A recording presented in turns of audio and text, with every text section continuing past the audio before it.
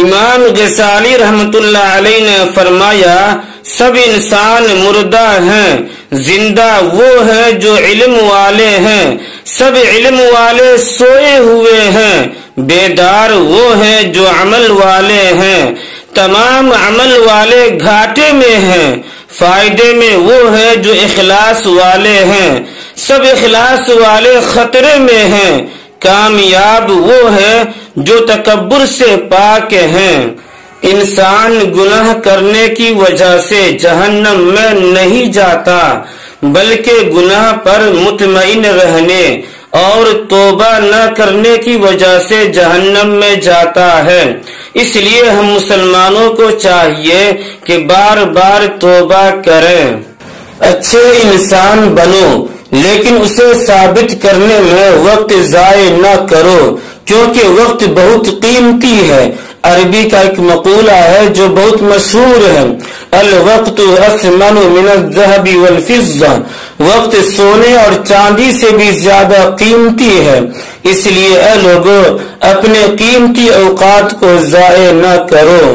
پہلے عورت طلاق کے نام سے بھی ڈر جاتی تھی، لیکن اب ایسے طلاق مانگتی ہے جیسے سبزی کے ساتھ دھنیا مانگتے ہیں۔ روٹھنا منانا تو زندگی کا حصہ ہے، بس خیال رہے کہ ناراضگی صرف زبان تک رہے، وہ دل میں بسے پیار اور عزت کو ختم نہ ہونے دے، سمجھے؟ معمولی باتوں کو دل میں رہائش نہ دے، کیونکہ اگر یہ دل کے مکی بن جائے تو بڑے بڑے رشتے مسافر بن جاتے ہیں، سمجھے؟ اخلاق کے پیچھے کردار کا ہونا لازمی ہے۔ منہ کی مٹھاس اور چہرے کی مسکراہٹ کو ہرگز اخلاق نہیں کہتے ہیں بلکہ فن کہتے ہیں۔ صرف آپ اپنا جائزہ لیجئے، دوسرے لوگ کیا کر رہے ہیں آپ اس پر دھیان نہیں دیجئے۔ اللہ کے نبی علیہ الصلاۃ والسلام نے ارشاد فرمایا، الغیبت اشد من الزنا، غیبت زنا سے زیادہ بدتر ہے۔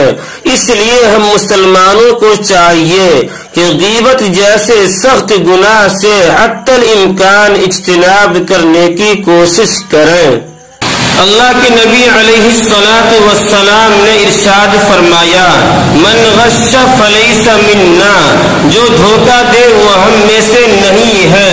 اس لیے مسلمانوں کو چاہیے کہ وہ اپنی ذات سے کسی کو دھوکہ نہیں دے، کیونکہ دھوکہ دینا مسلمانوں کی شان کے خلاف ہے۔ آخر میں آپ سے گزارش ہے کہ آپ ہمارے اس چینل کو سبسکرائب کر دیں اور اپنے دوستوں میں اور ساتھیوں میں شیئر کر دیں۔